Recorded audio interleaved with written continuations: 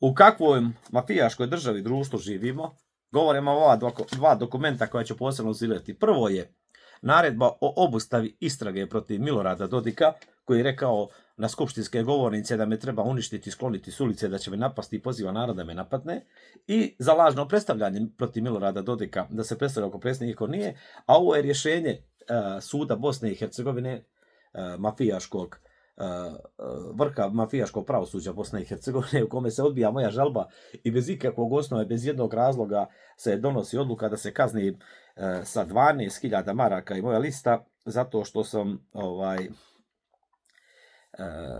rekao istinu da je predsjednik CIK-a izrazio sumnju sukob interesa jer je njegova supruga u vrhu MUP-a Republike Srpske bliska saradnica, što smo i dokazali, o tome ćemo govoriti, Siniše Karana, i da je on predlagao razne komisije, odbore i da je napredovala.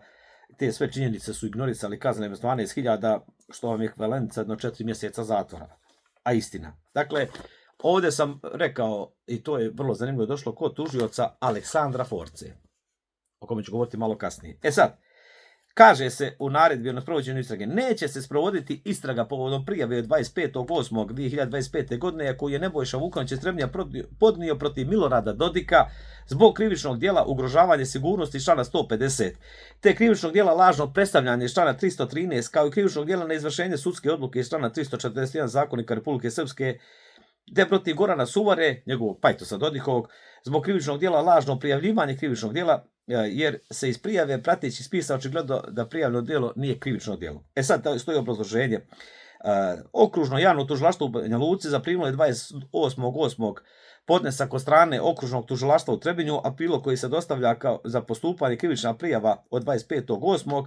koju je podnio Nebojša Vukanović protiv Milorada Dodika zbog krivičnog djela.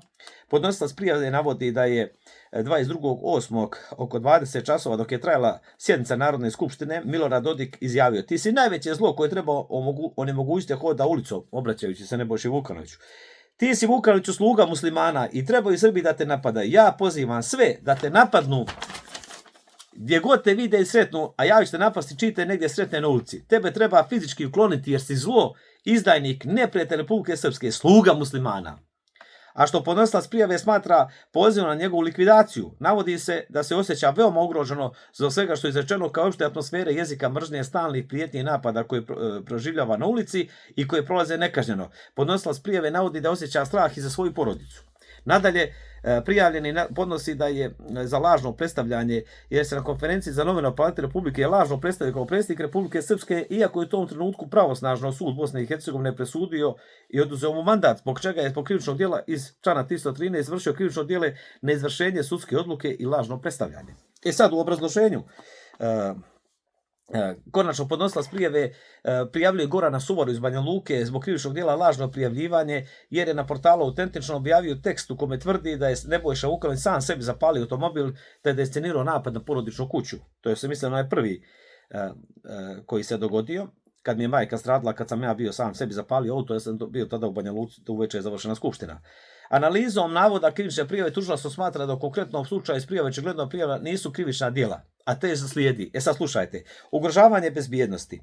U kontekstu podnesene prijave važno napomenuti da su prethodno navedena lica imala diskusiju u Narodnoj skupštini Republike Srpske, koja je bila medijski popraćena i danas dostupna na internet platformi, u kojoj postupao i tužilac ima uvid. Navedena diskusija obilovala je uvredama i iznošenjem vrijednosnih sudova, koji po sadržaju imaju kvalitet ozbiljne prijetnje, ako je neophodna kako bi se ostvarila obilježja krivičnog djela iz člana 150.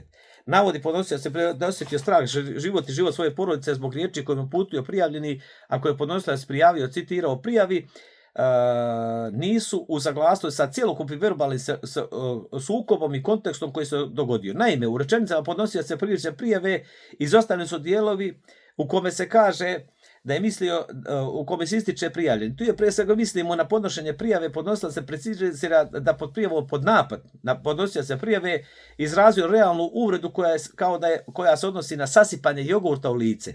Tu prije svega mislimo da je prijavljeni tokom prijave koje je bilo usmjereno prema podnosiocu prijave završio riječima: i trebate napasti i ja ću te napasti.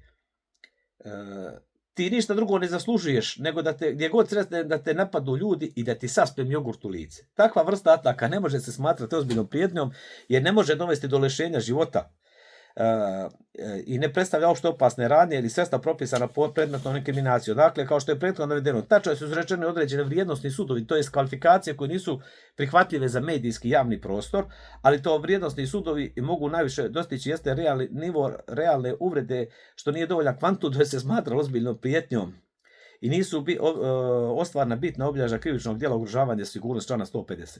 Krivično djelo lažno prijavljivanje čini onaj ko u namjeri za sebe ili drugom pribavi korist ili da su drugom nanese neku štetu lažno predstavlja kao službeno vojno lice ili ovlašteno nosi oznake službenog vojnog, kaznit će se novčanom kaznom i zatvorom do 1 godine. Neosnovani su navodni da je krivično djelo lažno predstavljanje. Kad Dodik je bio pravosnažno presuđen, predstavio se kao predsjednik i dao mandat prvi put Savi Miniću, zbog čega je pala ta vlada.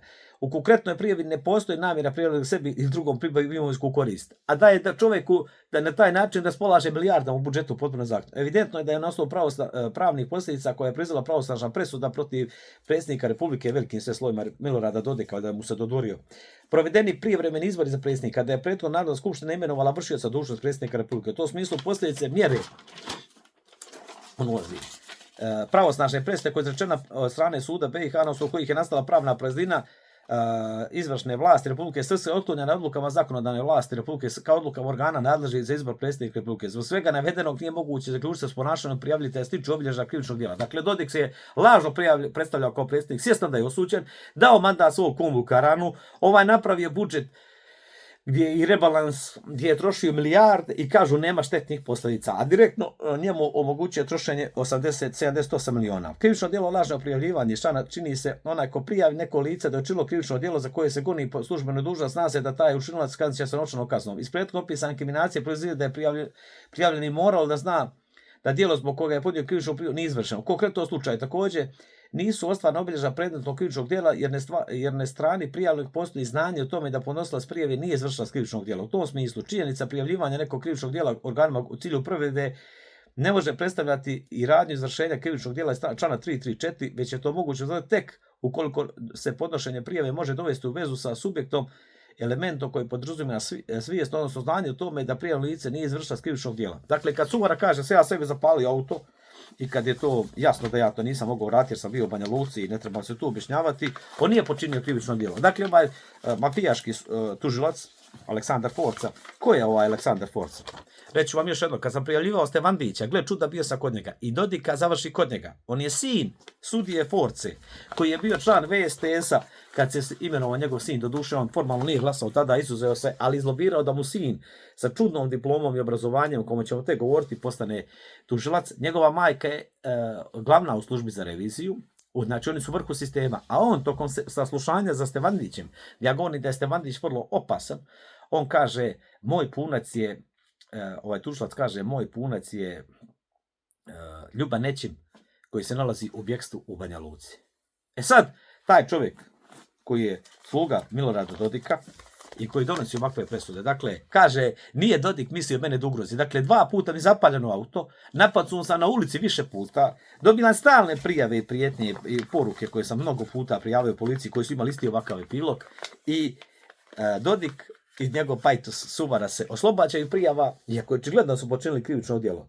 Ja se samo pitam šta bi bilo da kojim slučajem ja dođem na skupštinu i kažem da treba ukloniti Milorada Dodika, da citiramo što on meni rekao, da ga treba ukloniti, da je on zlo, da je on neprijatelj srpskog naroda, da je hrvatski sluga, da je sluga nenaklonih sila, da on izdaje Republiku Srpsku i da ja pozivam sve da ga napadnu, gdje god vide Dodika da ga napadnu na ulici, a ja ću ga napasti čim ga negdje sretne na ulici ili ga sačekam, šta bi se dogodilo? Pa ja ne bi došao do skupštinskih klupa, bio bih uhapšen, oboren na pod, odveden u određen pritvor 48 sati, a onda određen višemjesečni pritvor i natovarjala bi mi ovaj isti tužilac ili neki drugi i ljudi u vrhu MUP-a, bliski vlastima, rekli bi da sam ja opasan, da sam imao ozbiljnu namjeru da ugrozim Milorada Dodika, iako nikad nikog nisam na bilo koji način fizički ugrozio, i da sam pripremao atentat, da sam htio da sruši vlast. To bi došlo vjerojatno i do državnog udara. Bog zna koliko bi godina zatvora dobio i nakon koliko bi godina montirani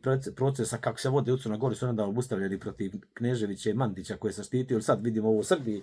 Dakle, ko zna šta bi meni na to brljali, i to vam je ti dvostruki aršini našeg pravosuđa. Dakle, izaće Dodik za govornicu, prijeti vam, poziva ljude da vas napadaju, nakon niza napada na ulici. To je bilo možda samo nekoliko dana ko što sam napadnu u istočnom Sarajevu, a napadnu sam u Trebinju, ta sigurno u 20 dana najmanje 2 ili 3 puta. I 2 puta mi zapadne auto. I majka mi je stradala. I nisu rasvijetli ko mi je napao auto. Ko mi je napao kuću i zapalio auto prvi put, iako postoje snimci. Oni su sve uradili se to za taška, iako je to policija mogla raditi. Skoro će godinu dana, nema nikakvog pomaka. I na kraju odbacuju prijavu i legalizuju na neki način napade na mene. I ovo je vrlo opasno što radi tužilaštvo. Ja ovog čovjeka smatram odgovornim za ugrožavanje moje bezbjednosti i jednostavno pravosuđe u Republici Srpskoj, Bosni i Hercegovini apsolutno je u službi i pod kontrolom mafije i ne treba se uopšte na bilo koji način razmišljati da li podnositi krivične prijave. Jer ja podnosim krivičnu prijavu za recimo pljačku i dostavljena dokumenta o pljački Serdarova. I meni se sudi, ja sam rekao istinu, a ta prijava će na kraju biti odbačena i onda će oni doći, Dodik reći, vidiš da ja nisam nasilnik, tužilaštvo odbacilo tvoju prijavu, ti me lažno prijavljivaš, ja tebi nisam prijetio, ja sam pošten, ti si prijavio pljačku Elektroprivrede Luku, prijavio si mene, ne znam neke druge, nije ni bitno, za pljačku Vijadukt, prijavio si za Komsari, za Rašida Serdarova, gubitke 100 miliona, je tužilaštvo reklo nema krivičnog elemenata krivičnog djela, isto kao ovo. Dakle, krivično djelo očigledno školski primjer, oni kažu nema. I daju mu pečat poštenja i legalnosti, onda on kaže ti si lažov, a mi smo pošteni. To vam je prava slika mafijaškog pravosuđa i Republike Srpske i Bosne i Hercegovine i atmosfera u kojoj se mi i ozrače, što bi rekli njihovi koalisni partneri iz HDZ-a, u kojoj se mi moramo boriti, ali naravno neće biti nikakvo povlačenje, popuštanja, moramo se boriti do konačne pobjede i neće nas demotivisati, mada ovakve stvari jednostavno na većinu drugih, kao na druga presuda CIK-a o kojoj ću govoriti posebno, i suda Bosne i Hercegovine, mafijaškog, većinu ljudi bi drugih jednostavno rekli bi moramo dići ruke, ne isplati se stvarno toliko borbe i ovakve nepravde i ovakve sramne odluke bi mnoge demotivisale, ali upravo suprotno nas još više motivisati da se izborimo za bar mrvicu pravde u ovoj napaćenoj zemlji čuda. Do gledanja.